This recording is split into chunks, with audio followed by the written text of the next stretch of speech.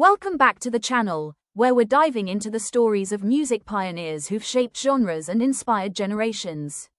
Today, we're paying tribute to Douglas McCarthy, the electrifying frontman of Nitzer, whose raw vocals and commanding stage presence defined electronic body music and influenced industrial and techno scenes worldwide.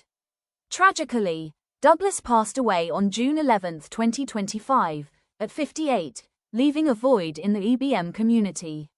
We're covering his cause of death, wife, songs, net worth, lifestyle, and biography, a deep dive into a man whose shouting and pointing style was pure energy.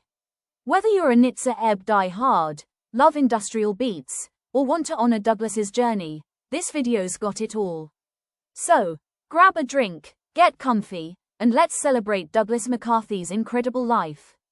Before we jump in, if this tribute vibes with you, smash that like button, share this video with your squad, and hit that subscribe button with the bell so you never miss a drop. Let's grow this community and keep Douglas's legacy pumping. Let's start with the heavy news that's shaken the music world. Douglas McCarthy, co-founder and vocalist of the British industrial EBM band Nitzer, passed away on June 11, 2025, at 58, as announced by the band's official social media. It is with a heavy heart that we regret to inform that Douglas McCarthy passed away this morning of June 11, 2025. We ask everyone to please be respectful of Douglas, his wife, and family in this difficult time. No official cause of death was disclosed, but McCarthy had been diagnosed with cirrhosis of the liver in 2024, following years of alcohol abuse, per Brooklyn Vegan and Times Now reports. His health struggles were public, with a 2021 hospitalization during Nitzer's US tour and a 2024 announcement that he was stepping back from live performances due to cirrhosis, as noted by Billboard. Fans on X expressed grief, calling him an EBM pioneer and icon, with one writing, "His voice on Join in the Chant was my youth." Mute Records, Nitzer's label, paid tribute. His spirit, artistry, and personality affected Mute indelibly. The lack of a confirmed cause respects the family's privacy, but cirrhosis-related complications are likely, given his documented condition. Douglas was 58 years old at the time of his passing. Born on September 1, 1966, in Barking, East London, he was a Virgo, known for his meticulous and intense approach to performance. Raised in Essex, he stood at an estimated 5 feet 10 inches, with a lean, athletic build that fueled his dynamic stage presence, often compared to Devo's Mark Mothersbaugh by the Los Angeles Times in 1989. His age placed him among EBM's first wave, blending punk's rebellion with electronic innovation. Douglas's wife was Hazel Hill McCarthy III, a filmmaker, whom he married as his third wife and lived with in Los Angeles until his death. They had 2 children, though their names and ages are not public.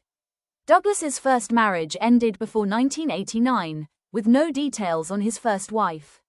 His second wife, Carrie Martin, whom he met backstage at Detroit's St. Andrews Hall in 1989, grew up in Grosse Pointe, Michigan, where they lived briefly. That marriage also ended, and he later married Hazel, his partner during his final years. The couple's life in LA was private, with Hazel supporting him through his 2024 health challenges, per Times Now. Douglas's family life was low-key, contrasting his intense stage persona, with fans on X noting his devotion to his kids. Douglas's songs, as Nitzer's frontman and a collaborator, are EBM anthems. With Nitzer, he delivered hits like Join in the Chant, 1987, number 9 US dance club songs, Murderous, 1986, Control I'm Here, 1988, Lightning Man, 1990, and Fun to Be Had, 1990, number 5 dance club songs, per Billboard. Their debut album, That Total Age, 1987, defined EBM's aggressive, danceable sound, blending industrial and punk influences. Join in the Chant became a club staple, with over 10 million Spotify streams by 2025. As Fixmer, McCarthy with techno producer Terence Fixmer, he released Between the Devil, 2004, and Into the Night, 2008, with tracks like Freefall earning praise as electroclash classics per the Quietus. His solo album, Kill Your Friends, 2012, featured Hey and Move On, showcasing a melodic side. McCarthy also guested on Recoil's Bloodline, 1992, Faith Healer, and Unsound Methods, 1997, Incubus, Stalker, plus tracks by Die Krups, KLOQ, and Client. His baritone, echoing Jim Morrison per the New York Times, and shouting and pointing style were iconic, influencing techno acts like Regis and Perk. Douglas's net worth is estimated but varies widely. Wikispro claims $10 million, citing earnings from Nitzer collaborations, and a supposed Yeezy sneaker venture, which seems dubious given no evidence of such a deal. A more realistic estimate, based on his career, places his net worth at $3 million. Nitzer That Total Age and Belief, 1989, sold modestly, with combined global sales of approximately 500,000 copies, generating $250,000 to $500,000 in royalties, split among members, per RIAA estimates. Touring, including Depeche Mode's 1990 Violator tour, earned $5,000 to $20,000 per show, with 50 to 100 annual gigs at their peak. Fixma, McCarthy and solo projects added $100,000 to $200,000, per ASCAP data.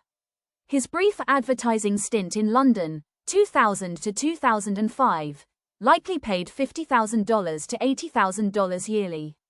After taxes, Lars' high living costs, and 3 marriages with potential settlements, $3 million aligns with his niche fame. Unlike Depeche Mode's Dave Gahan, $80 million, Douglas's wealth was modest, tied to EBM's cult status. Douglas's lifestyle was eclectic, reflecting his Essex roots and global music career.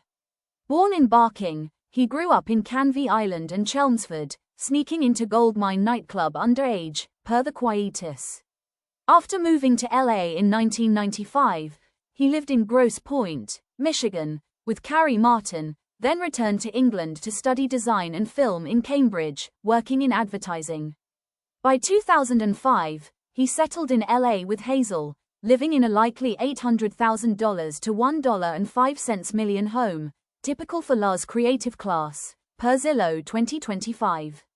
His Instagram, at @DouglasJMcCarthy, showed studio sessions, family time, and birdwatching, a childhood passion with his father, a sheet metal worker. Douglas's stage look evolved from 90s shorts and tees to sleek suits and aviators, earning Evil Terminator at a rave comparisons. His 2021 collapse and 2024 cirrhosis diagnosis slowed him, but he remained active, performing at London's Lafayette in 2022. Fans on X called him a grounded legend, balancing fame with birding and family. Let's dive deep into Douglas McCarthy's biography. Born September 1, 1966, in Barking, East London, to a sheet metal worker father, Douglas moved to Essex, living on Canvey Island before settling in Chelmsford. At 10, he met drummer David Gooday while skateboarding, and through him, keyboardist Bon Harris, forming Nitzer in 1982 at Chelmsford YMCA. Inspired by Roxy Music, Brian Eno, Talking Heads, Dav, and Fad Gadget, their early gigs flopped locally but caught Mute Records' eye. Signed in 1986, they released That Total Age, 1987, touring with Depeche Mode in 1990. After Big Hit, 1995, Nitzer split, and Douglas stepped back, studying film in Cambridge and working in advertising in London. He collaborated with Recoil, 1992, 1997, and Fixma, McCarthy, 2004 to 2016, releasing Between the Devil and Into the Night. His solo album Kill Your Friends, 2012, followed. Nitzer reformed in 2006, releasing Industrial Complex, 2010, and touring until 2024, when Douglas's health declined. His 2021 hospitalization and 2024 cirrhosis diagnosis ended his live career. Douglas's legacy is monumental in EBM and industrial music. Nitzer ebbs that total age and belief shaped EBM's raw, danceable sound, influencing Rammstein, Nine Inch Nails, and techno artists like Object. Join in the Chant, and Fun to be Had remain club staples, with 15 million combined streams. Fixma, McCarthy's Between the Devil bridged EBM and techno, earning 5 million streams. His Recoil work with Alan Wilder, especially Faith Healer, hit number 13 on US dance charts in 1992. The Quietus called him a master of Essex self-deprecation, with a stage presence that electrified raves. Ex-posts hailed him as the voice of industrial, with one noting his energy at LSE in '88 changed me. Mute's tribute underscored his indelible impact. His influence persists in 2025's electronic scene, with EBM festivals like Germany's Amphi drawing 20,000 fans yearly. Critically, Douglas's career mirrors EBM's niche evolution. Nitzer ebbs 1987 to 1995 run, with 5 albums and 500,000 sales per Mute, thrived in clubs but not pop charts, unlike Depeche Mode's 100 million sales. Their Violator tour exposure boosted Nitzer ebbs' US fanbase, with 10% of 1990 concertgoers citing him as a draw, per Pollstar. Douglas's shift to Fixma, McCarthy and solo work showed adaptability, but EBM's cult status limited earnings, with 80% of industrial acts earning under $1 million, per SoundScan 2023. His cirrhosis, linked to alcohol abuse, reflects a broader issue. 30% of musicians face substance challenges, per Musi Cares 2024. His 2021 collapse, per Billboard, and 2024 tour withdrawal highlight health's toll on aging artists, with 25% of 80s musicians retiring by 60, per Rolling Stone 2025. The broader context amplifies Douglas's story. The Oops 1980s electronic scene, worth £500 million, per PRS, birthed EBM in Essex's DIY ethos, with Nitzer ebbs' Chelmsford roots echoing Depeche Mode's Basildon. Their Mute signing aligned them with a £50 million label, per Music Week 1987. Douglas's LA move in 1995 tapped a $4 billion US music market, per RIAA, but EBM's niche kept him under mainstream radar. His cirrhosis diagnosis, affecting 1.5 million globally, per WHO 2024, underscores alcohol's impact, with 20% of cases fatal within 5 years. His birdwatching and family life, per the Quietus, grounded his rock star image, aligning with 40% of musicians valuing non-music hobbies, per Berkeley 2023. His death, amid 2025's $30 billion music industry, per IFPI, highlights legacy act streaming revival, with EBM streams up 15%. Deeper analysis reveals Douglas's artistic depth. His vocals on Join in the Chant, with repetitive chants, embodied EBM's hypnotic aggression, influencing 90% of 90s industrial acts, per Resident Advisor. His Fixma, McCarthy work, blending techno's 120 BPM with EBM's grit, anticipated 2000's Electroclash, per Pitchfork 2004. His stage style, evolving from punky tees to slick suits, mirrored David Garn's showmanship, with 2022 Lafayette footage showing 80% audience engagement, per Setlist.fm. His health struggles, public since 2021, reflect a 50% rise in musician health disclosures, per Billboard 2024, fostering fan empathy. His legacy, like Fad Gadgets, endures in 2025's EBM revival, with 10 new EBM acts signed, per Mute. Fun facts: Douglas snuck into Goldmine nightclub at 14. His dad made Nitzer ebbs' first drum. He birdwatched with his father on Canvey Island. Join in the Chant was written in one night. He studied film in Cambridge. His Aviators were a 2010 signature. Douglas McCarthy's passing at 58 is a profound loss. With a $1.3 million net worth, He gave us, join in the chant, fun to be had, and kill your friends. Married to Hazel Hill McCarthy III, his LA life balanced family and EBM stardom. Born in 1966, he shaped industrial music. What's your favorite Douglas moment? Murderous, in a club, his Recoil collabs, or Nitzer Ebb's raw energy? Drop it in the comments, and let's honor him. If you love this deep dive, give it a huge thumbs up, share it with your squad, and subscribe for more stories. Hit that bell to stay locked in. Until next time, keep the beats alive, and we'll catch you all in the next one.